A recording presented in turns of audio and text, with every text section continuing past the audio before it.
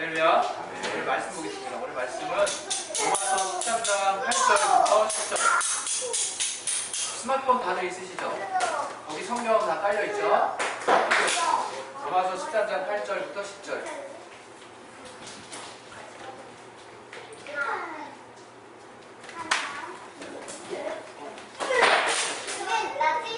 로마서 13장 8절부터 10절. 개혁 한글로 읽겠습니다. 개혁 한글로. 개혁 한글 뭔지 아시죠? 자, 시작. 피차 사랑의 빛 외에는 아무에게든지 아무 빛도 지지 말라. 남을 사랑하는 자는 율법을 다 이루었느니라. 간음하지 말라, 살인하지 말라, 도적질하지 말라, 흉내지 말라 한 것과 그 외에 다른 계명이 있을지라도 내 이웃을 내 자식과 같이 사랑하라 하신 그 말씀 가운데 다 들었느니라. 사랑은 이웃에게 악을 행치 아니하느니 그러므로 사랑은 율법의 완성이니라.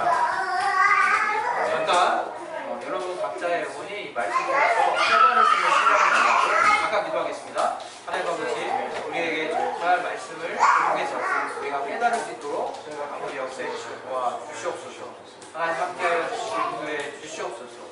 주님께서 역사하시던 귀한 은혜가 우리 안에 넘치도록 도와주시옵소서. 예수 이름으로 기도했습니다. 기독교 하면 우리가 잘 아는 것은 하나님의 사랑입니다.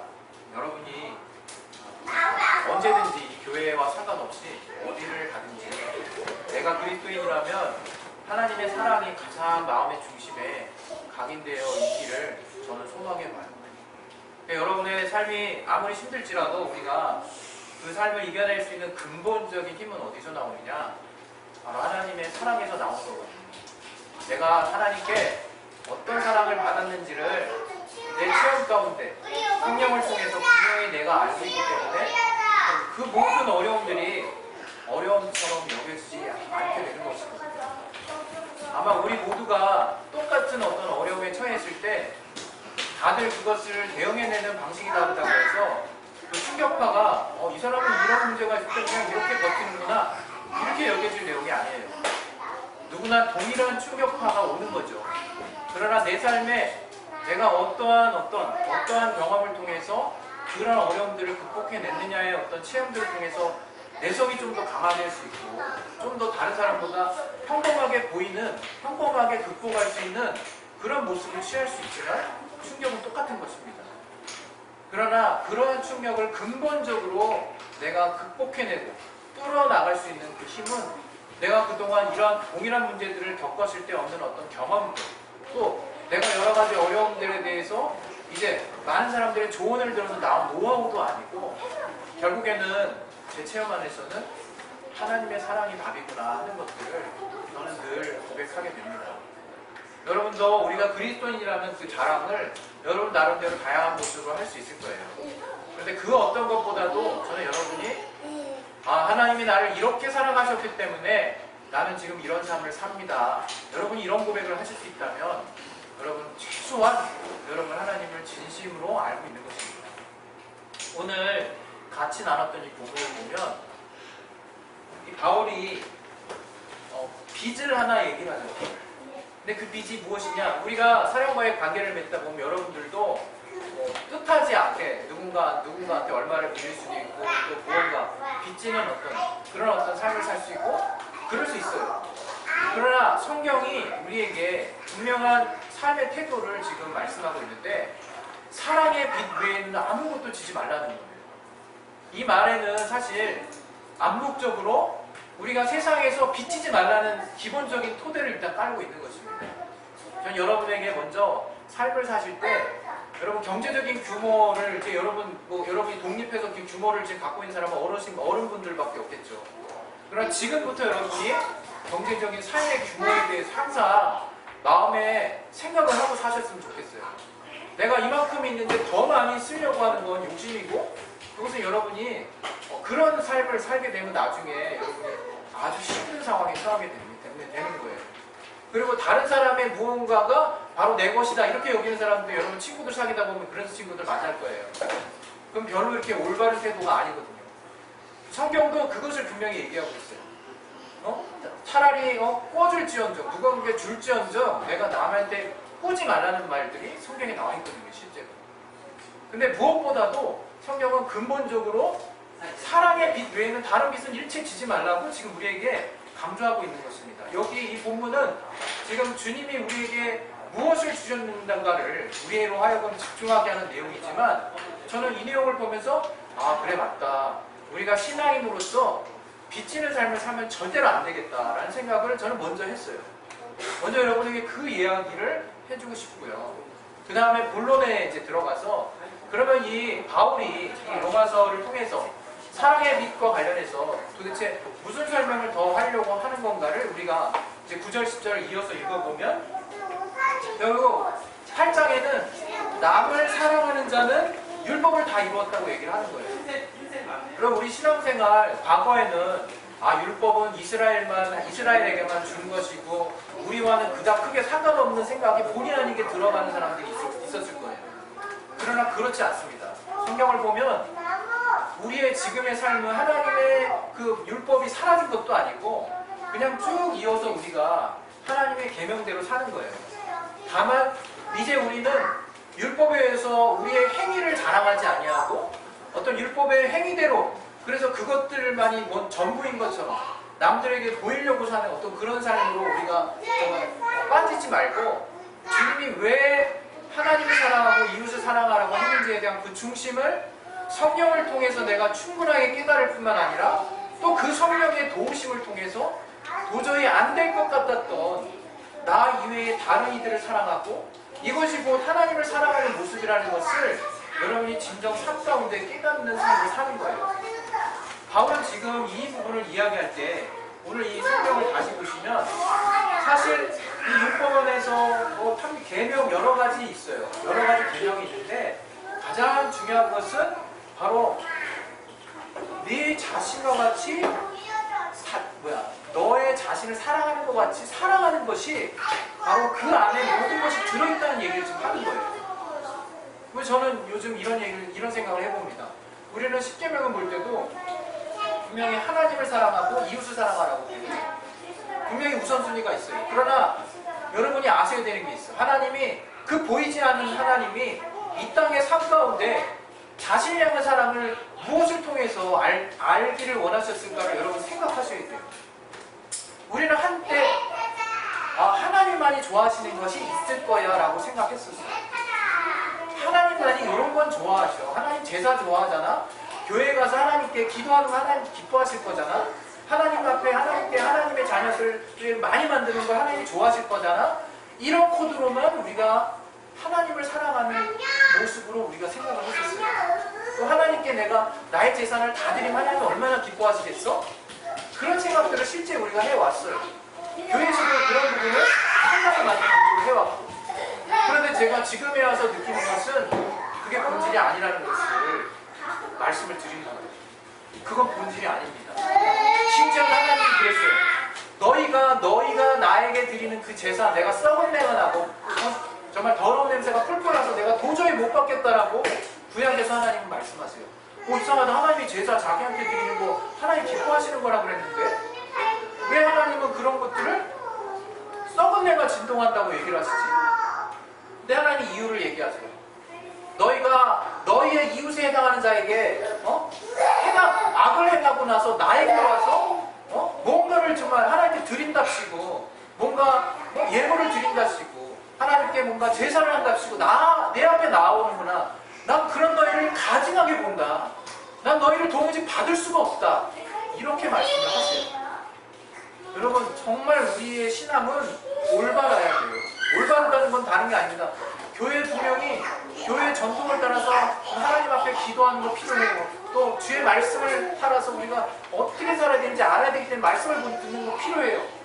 그리고 교회의 또 전통적인 어떤 양식을 따라서 하나님의 자녀를 만들기 위해서 열심을 내는 것도 필요합니다. 그러나 그것이 주님이 기뻐하시는 삶의 중심이라고 말씀하시지는 않아요. 교회 많은 영혼을 전도원에 해오는 걸 주님이 기뻐하신다는 그 말씀을 너무나 우리는 쉽게 받아들였어요. 그러나 실상 성경을 쭉 앞뒤로 구약부터 쭉 맥락을 따라서 읽어가다 보면 우리는 부인할 수 없는 현실에 맞닥뜨리는 거예요. 우리의 삶의 현장에서 우리가 이웃이라고 말하는, 우리가 가족이라고 말하는, 우리가 친지라고 말하는 우리의 이웃 관계 가운데 하나님의 계명이 실현되지 못하는 삶을 하나님은 가증하다고 말씀하시는 거예요. 그것을 받고 싶지 않다고 말씀하시는 거예요. 그래서 하나님은 급기야 에레미야서인가요? 에스겔서인가요? 고아와 과부를 돌아보지 않은 너희들에게 난 너희들을 구원하지 않겠다는 말씀까지 하시는 거예요. 우리가 참 요한일서에도 형제를 사랑하지 않는 자가 분명히 하나님을 사랑하지 않는다라고 단언해서 요한은 말하고 있어요.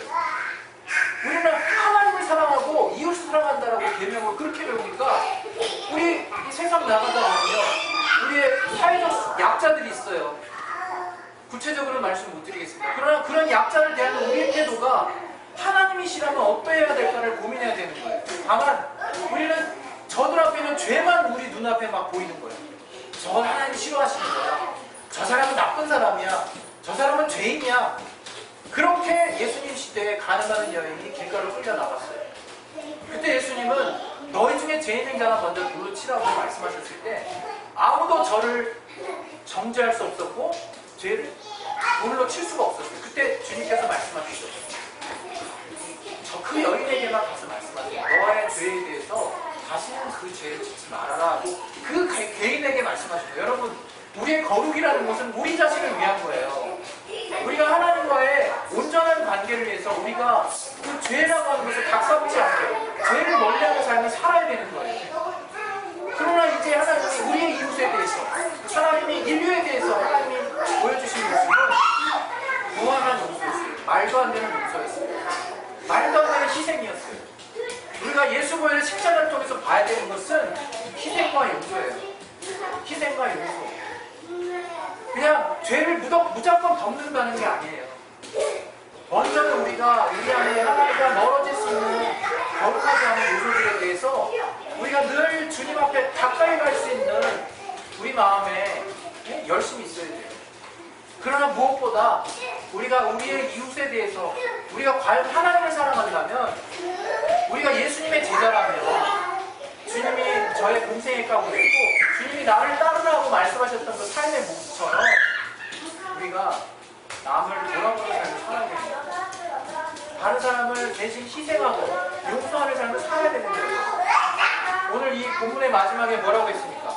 다른 사람에게 해를 끼치지 않는 거, 악을 행하지 않는 게 바로 사랑이라고 정의하고 있어요. 여러분, 어렵지 않습니다. 여러분, 친구 관계 가운데 이거를 하면 이 친구가 싫어하고 이것을 하면 이 친구가 피해를 입어. 이 친구가 힘들어해. 그런 걸 안 하는 게 사랑의 시작이에요. 얼마나 정말 쉽습니까, 때로는? 우리의 이웃과의 관계에서 내가 정말 나의 이익만을 치고 추구하는 걸 통해서 주님이 말씀하시는 그 공평은 뭘까? 하나님의 공의가 뭘까?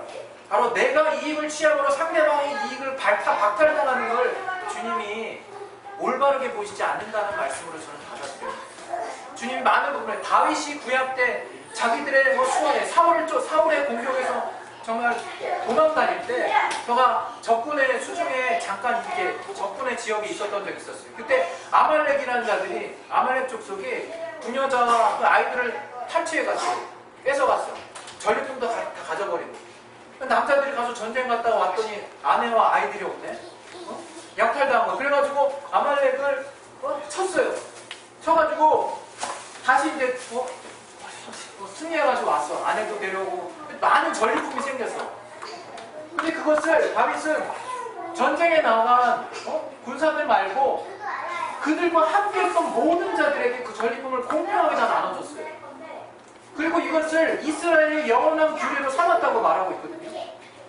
저는 그 다윗의 공평함을 보고 하나님의 내종 다윗이라고 늘 얘기했을 거예요. 우리는 거기에 다윗이 회개한 장면 그런 것도 보지만 저는 이 장면도 보인다 이거예요.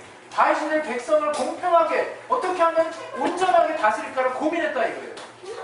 여러분, 우리는 우리의 삶에, 우리의 신앙에 나만 생각하는 삶을 살면 안 돼요. 절대로. 정말 우리가 교회 공동체 안에서 우리가 서로 이렇게 기쁘게 함께 할 수 있는 것은 우리가 서로를 돌아보는 마음이 있기 때문이에요. 우리 어린 친구들도 말은 안 하지만 정말 눈치 보고 정말 얼마나 눈치밥이 백단입니까? 여러분들이 서로를 돌아보는 마음이 귀하거든요.